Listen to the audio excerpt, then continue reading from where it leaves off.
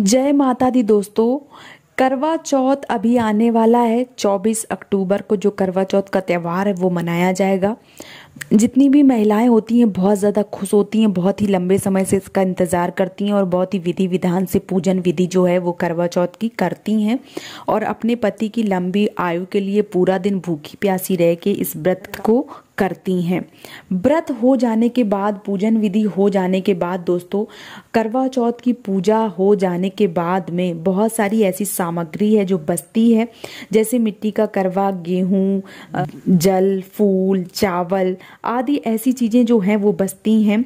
उनका हमें क्या करना चाहिए, आज के वीडियो में मैं आपको सारा कुछ बताने वाली हूँ कि जो पान सुपारी, गेहूं, मिट्टी का करवा, जल, फूल, चावल वगैरह जो रह गए हैं, उन सारी सामग्री को पूजा हो जाने के बाद में क्या करना चाहिए, किस तरीके से उस सामान को प्रवाहित करना चाहिए, क्या सामान रखना चाहिए, क्या दान कर देना चाहिए, तो आपको मैं सारा कुछ इस वीडियो में बताने वाली हूँ। तो दोस्तों इस वीडियो को बगैर स्किप किए पूरा वीडियो बहुत ही ध्यान से देखिए और सुनिए।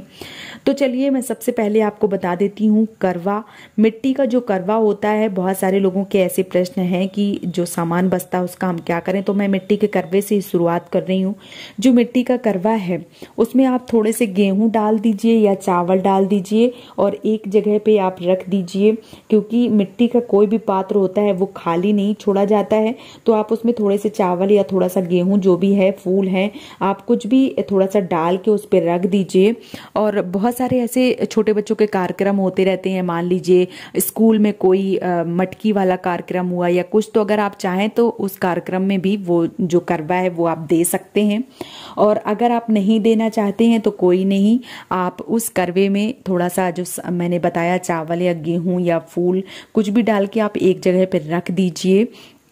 तुरंत उस करवे को ऐसे फेंकना नहीं चाहिए। तो आप अपनी पूजा, जहाँ पे आप पूजा वाली जगह है वहां पे भी रख सकते हैं, इसको कुछ दिन के लिए रख दीजिए, उसके बाद आप कहीं भी एकांत जगह में इसको उठा के रख सकती हैं। दूसरा दोस्तों जो आपने अष्टदल कमल बनाया था उसमें जो चावल है, जो गेहूं है या जो फल चढ़े हुए थे उनका क्या करें, तो आप उसमें थोड़ी सी दक्षिणा रख के किसी गरीब ब्राह्मण को दान में दे दें।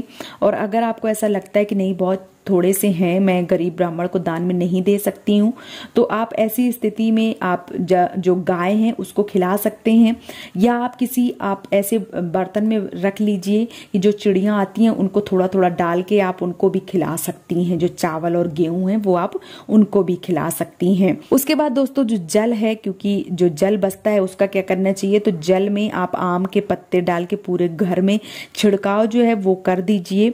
अगर फिर भी जो पानी है वो थोड़ा सा बच जाता है तो आप तुलसी में प्रवाहित कर दीजिए।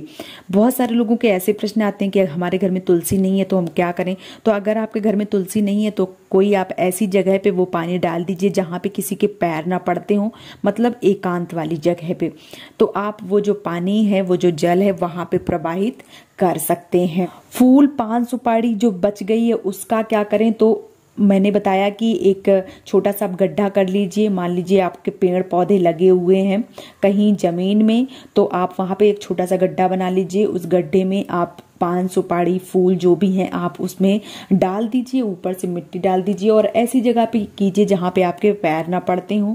किसी पेड़ के नीचे ही आप जो गड्ढा है वो बना के ये जो चीजें हैं वहां पे आप डाल सकते हैं। जो दक्षिणा चढ़ाई गई है, जो पैसे चढ़ाए गए उनका क्या करें, तो जो पैसे चढ़ाए गए हैं, कई बार भगवान जी की बहुत सारी सामग्री होती है, जैसे मान लीजिए प्रसाद, भगवान जी के कपड़े, या जन्माष्टमी आती तो बहुत सारी सजावट के सामान, तो आप भगवान जी का एक गुल्लक बना लीजिए। वो जितने भी भगवान जी के पैसे चढ़ते हैं आप उस गुल्लक में डालना शुरू कर दीजिए और जब भी आप भगवान जी का कोई त्योहार आता है तो आप उनके लिए प्रसाद, कपड़े या सजावट का जो सामान है वो आप ले सकती हैं। या आप चाहें तो आप किसी ब्राह्मण को भी दान में दे सकती हैं, या आपके घर में कोई कन्या है तो आप उनको भी दे सकती हैं।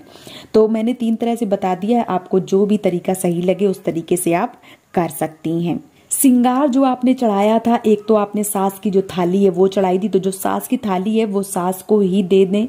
जो आपने सिंगार चढ़ाया था करवा माता को, वो आप सिंगार, पूरा सिंगार जो है वो आप पहले चढ़ा दीजिए और वहीं पे आप बैठ के सुबह नहा धो के, क्योंकि रात में करवा चौथ में जो पूजा की जाती है वो रात में तुरंत पूरी जो सामग्री है वो नहीं उठानी चाहिए। रात में पूजा को ऐसे ही छोड़ देना चाहिए, सुबह सारा जो सामान है वो उठाना चाहिए। तो सुबह जब भी आप उठाएं अच्छे से नहा धो लीजिए। उसके बाद आप पूजा का जो सिंगार है वो उठा रही हैं, तो जितना भी सिंगार आपने चढ़ाया है वो धीरे धीरे करके, मान लीजिए आपने चूड़ियां चढ़ाई हैं तो चूड़ियां भी पहन लीजिए। भले ही आप एक एक चूड़ी पहने जरूर। एक मान लीजिए बिंदी चढ़ाई तो बिंदी लगा लीजिए, सिंदूर चढ़ाया तो सिंदूर लगा लीजिए, आलता लगा लीजिए। सारा जो सिंगार है वो आपको कर लेना है और बाकी बचा हुआ जितना भी सिंगार है वो आप अपनी सिंगारदानी में रख सकती हैं और वो आप अपने जब भी आपको यूज में आए वो सामान जो है वो आप यूज में ले सकती हैं। तो इस तरीके से जितना भी सामान है वो मैंने आपको बता दिया है कि किस तरीके से आपको सारे सामान को किस तरीके से रखना है, कहाँ पे कौन सा सामान रखा जाएगा, ये मैंने सारी जानकारी आपको दे दी है। उम्मीद करती हूँ कि आज का वीडियो आपको पसंद आया होगा, आपको सारे सवालों के जो जवाब है वो मिल गए होंगे। फिर भी अगर आपके मन में कोई प्रश्न है तो आप मुझे कमेंट सेक्शन में जरूर पूछिए, मैं आपके सारे सवालों का जो जवाब है वो मैं जरूर दूंगी। वीडियो अगर पसंद आया तो वीडियो को लाइक और चैनल को सब्सक्राइब करना बिल्कुल भी ना भूलें। जय माता दी दोस्तों।